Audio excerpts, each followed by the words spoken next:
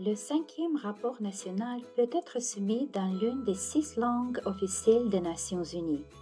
Dans cette vidéo, nous allons soumettre le rapport en français en ligne dans le Centre d'échange d'informations sur la prévention des risques biotechnologiques CEPRB. Pour changer la langue du site web, cliquez sur l'icône ici et choisissez le français. Pour soumettre et publier le rapport en ligne, vous devez vous connecter à la page Soumettre. Pour montrer comment soumettre et publier le rapport, nous allons utiliser le site de formation. Le site de formation est une copie miroir du site web principal. Commençons. Connectez-vous à la page Soumettre à partir de votre compte enregistré. Sur le tableau de bord, cliquez sur le type de fichier 5e rapport national et ensuite sur la page qui s'ouvre, cliquez sur le bouton Ajouter une nouvelle alerte ou sur le tableau de bord, cliquez sur l'icône plus à côté du 5e rapport national. La page d'introduction s'ouvrira. Cette page contient les directives relatives à l'utilisation du format d'élaboration du rapport et l'accès aux questions posées fréquemment. Cliquez sur le formulaire de soumission et commencez à répondre aux questions qui sont divisées en sections par des numéros.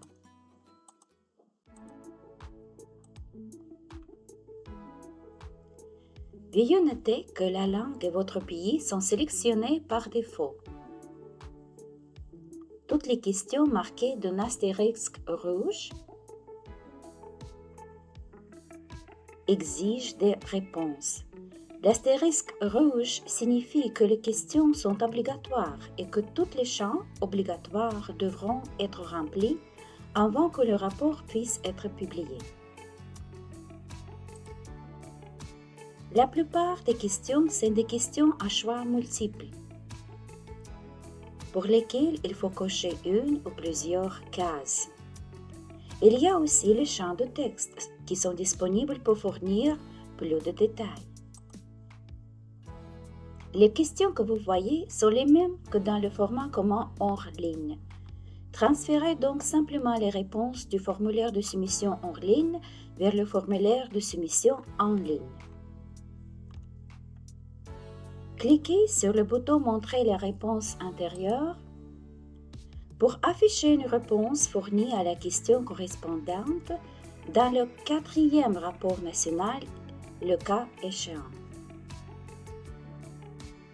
Cliquez sur le bouton Cacher la réponse intérieure pour cacher la réponse.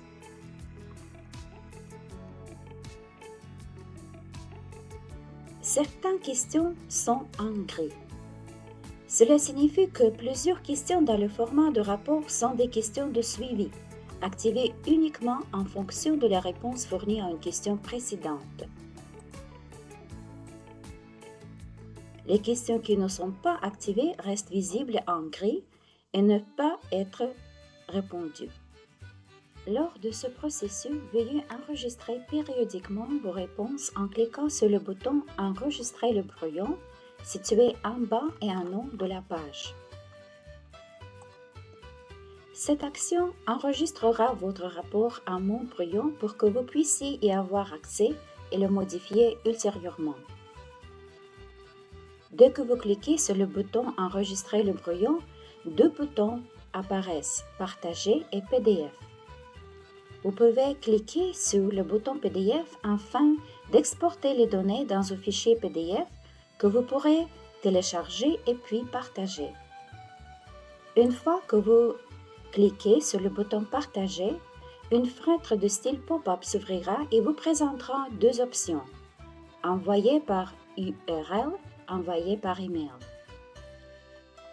Pour en savoir plus de cette fonctionnalité, veuillez vous référer à la base des connaissances ou cliquez sur le symbole de point d'interrogation situé en haut à droite du site web, ici, pour ouvrir l'aide contextuelle. Cliquez sur l'article « Questions posées fréquemment, 5e rapport national » qui contient les instructions pour soumettre le rapport en ligne et le lien ici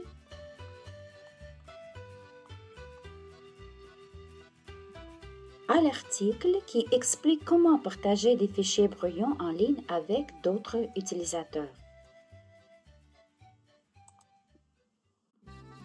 Maintenant, on va sauvegarder le brouillon encore une fois et quitter le formulaire de soumission.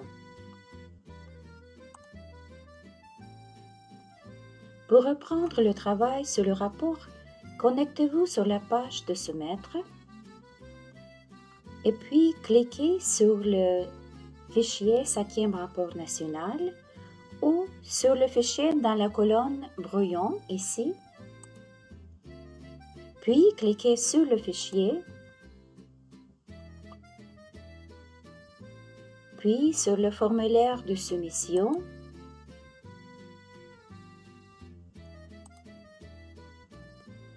Remplissez les champs et complétez le rapport. Quand vous avez terminé, cliquez sur Examen afin de vérifier les informations entrées. Si vous voyez des messages d'erreur, cela signifie que quelques questions obligatoires n'ont pas encore de réponse. Dans ce cas, il y a juste une question. Cliquez sur le message et répondez à la question.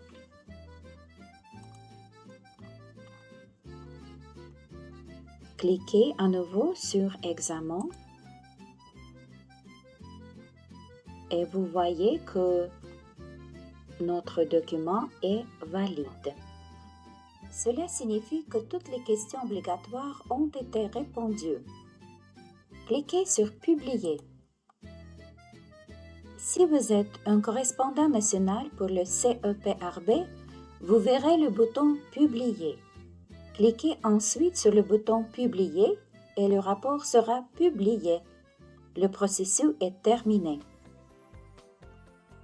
Si vous êtes un correspondant national pour le protocole de Cartagena ou utilisateur autorisé national, après avoir cliqué sur Publier, vous verrez le bouton Demander la publication.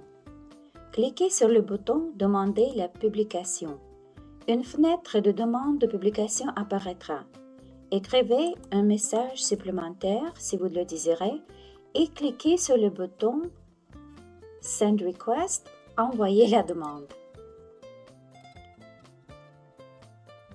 Un courriel sera ainsi automatiquement envoyé au correspondant national de CEPRB avec votre demande.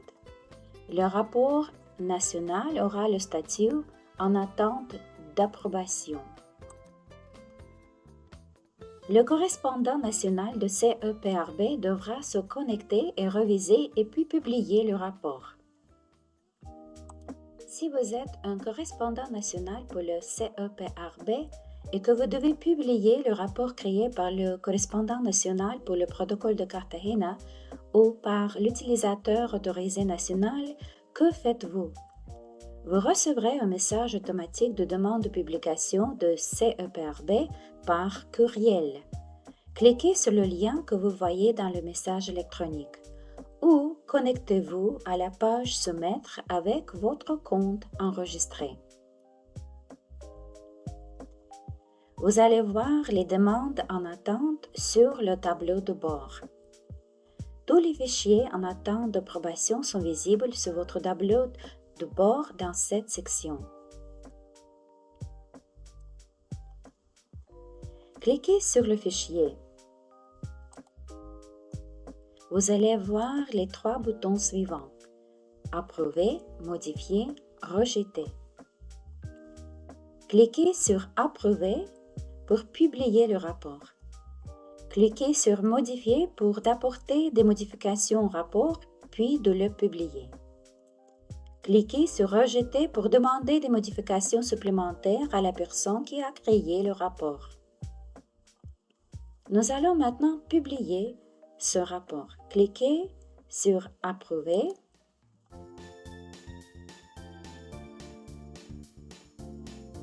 Et le rapport est publié. Vous pouvez le voir sur la page Recherche. Ici, le voilà. Merci de votre attention.